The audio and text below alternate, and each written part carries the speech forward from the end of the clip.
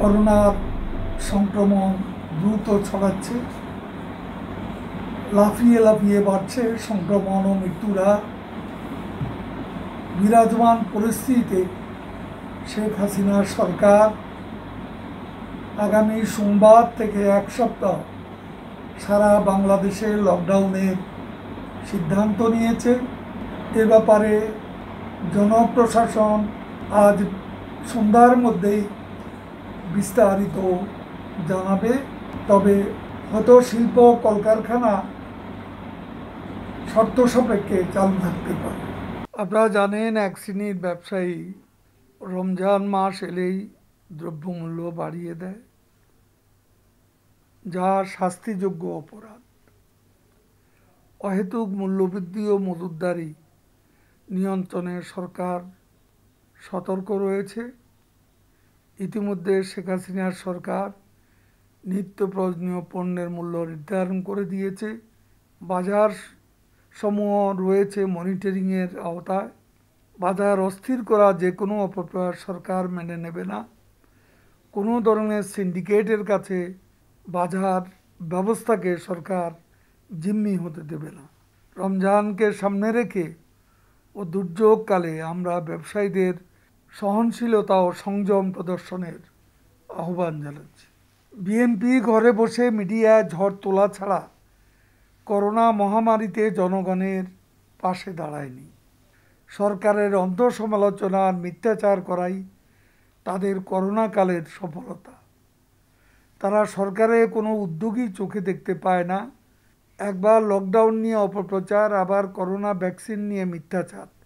সরকারের ব্যর্থতা খুঁজে এখন তাদের রোজ নামচা। একটি দায়িত্বশীল রাজনৈতিক দল হয়েও দুর্যোগে মানুষের পাশে দাঁড়ানোর ন্যূনতম মূল্যবোধও তারা হারিয়ে ফেলেছে। বিএনপি যে নেতিবাচক ভাইরাসে আক্রান্ত, তা করোনার চেয়েও ভয়াবহ। জনগণের সম্পদ বিনষ্ট আর নৈরাজ্য সৃষ্টির মাধ্যমে বিএনপি এবং তার সহযোগীরা সম্প্রতি যে তাণ্ডব লীলা চালিয়েছে, তার জন্য বিএনপিকে জনগণের কাঠগড়ায় দাঁড়াতে হবে। আন্দোলনের নামে জনগণের উপর প্রতিশোধ নয় এখন তাদের কৌশল। এ অপকৌশলের জবাবও জনগণ সময় পেলে দিয়ে দেবে কড়ায় গণ্ডায়। তাদের অতীত ভুলের মাসুল দিতে হচ্ছে নির্বাচন ও আন্দোলন ব্যর্থতার মধ্য দিয়ে।